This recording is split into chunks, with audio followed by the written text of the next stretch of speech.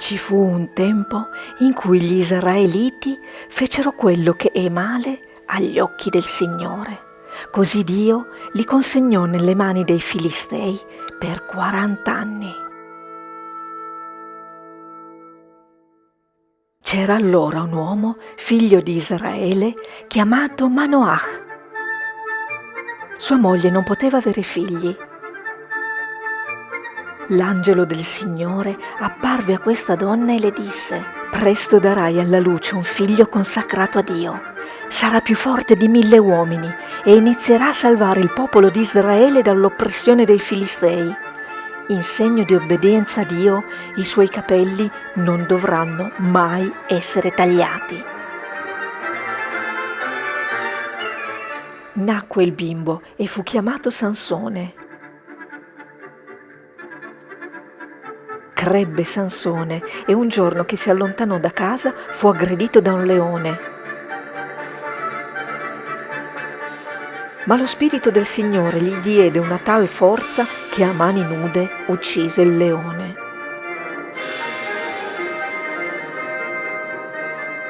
Sorpreso dalla sua stessa forza, non raccontò a nessuno di questa impresa. Quando qualche giorno dopo, rifacendo la strada, vide la carcassa del leone, vi trovò dentro un favo pieno di miele. Tornato a casa, donò il miele ai genitori, senza però dir loro dove l'aveva trovato. Nel frattempo Sansone si era innamorato di una ragazza filistea e solo a lei raccontò la storia del leone e del miele, dicendole di tenere il segreto. Quando Sansone sposò la Filistea, propose agli invitati filistei un enigma dicendo loro: «Se troverete la soluzione vi darò 30 bei vestiti, se invece non lo indovinerete sarete voi a darmi 30 bei vestiti». Questo è l'indovinello. Da colui che mangia è venuto fuori cibo, dal forte è uscito qualcosa di dolce. Sansone era certo che nessuno avrebbe potuto indovinare, poiché solo alla moglie aveva raccontato l'episodio del leone e del miele. Così, quando uno dei filistei indovinò, Sansone comprese che la moglie l'aveva tradito. Così Sansone se ne andò, uccise 30 filistei e ne prese le vesti per pagare il debito di gioco. Ma quando tornò, il suocero gli negò la figlia. Così Sansone, ardendo di rabbia, catturò 300 volpi, legò delle torce alle loro code e spinse gli animali verso il raccolto dei Filistei, mandandolo in fiamme. Ne nacque uno scontro asprissimo e Sansone uccise 1000 Filistei, usando come sola arma la mascella di un asino che aveva colto da terra. Quando terminò la strage, gettò a terra la mascella. Gli venne una gran sete e allora invocò il Signore dicendo: «Tu hai concesso questa grande vittoria per mezzo del tuo servo. Ora dovrò morire di sete e cadere nelle mani dei Filistei?» Allora Dio fece sgorgare acqua. Sansone bevve e il suo spirito si rianimò. La fama di Sansone e della sua immensa forza era ormai diffusa. Tra i figli di Israele era una leggenda, tra i Filistei un pericoloso nemico. Una sera Sansone andò a Gaza e si fermò da una prostituta. I Filistei, venutolo a sapere, gli tesero un agguato, aspettandolo presso la porta della città.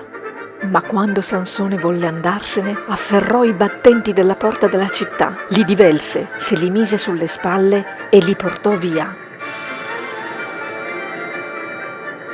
Poi Sansone si innamorò di un'altra donna di nome Dalila. Allora i Filistei pagarono la donna affinché, seducendo Sansone, si facesse svelare il segreto della sua immensa forza. Quella notte Dalila, tra 1000 carezze, chiese a Sansone: «Da dove viene la tua forza?» Ed egli: «Perché lo vuoi sapere?» «Perché ti voglio inerme tra le mie braccia», rispose Dalila. Ma egli rispettò il suo patto con Dio e raccontò a Dalila una bugia.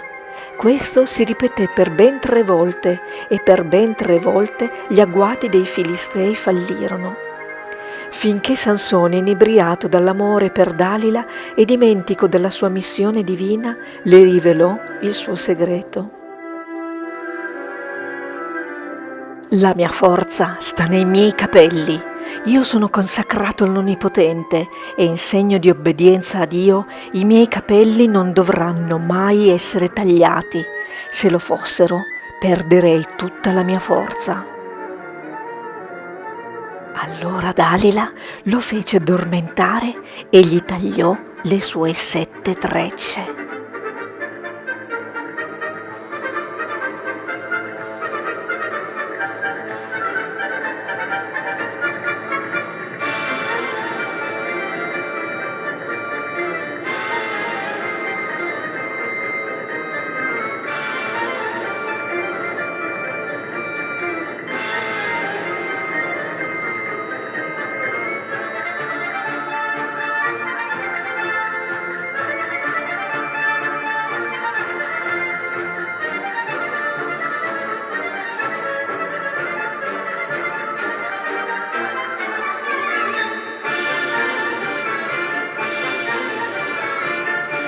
Così Dio lo abbandonò e i Filistei lo catturarono, lo misero ai lavori forzati e lo accecarono.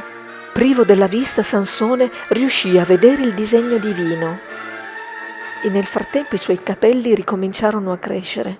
Un giorno i Filistei si radunarono in massa per festeggiare il loro Dio e condussero al tempio Sansone per sbeffeggiarlo e ridere di lui. Sansone riuscì a toccare con le mani le colonne che reggevano il tempio. Allora invocò il Signore. «Dio, dammi la forza ancora una volta affinché possa vendicarmi dei Filistei!» Poi afferrò le 2 colonne che reggevano il tempio gridando: «Muoia Sansone con tutti i Filistei!» Spinse con tutta la sua forza e fece crollare il tempio, uccidendo tutto il popolo che si era radunato. Furono più i morti che egli causò con la sua morte di quanti aveva uccisi in tutta la sua vita.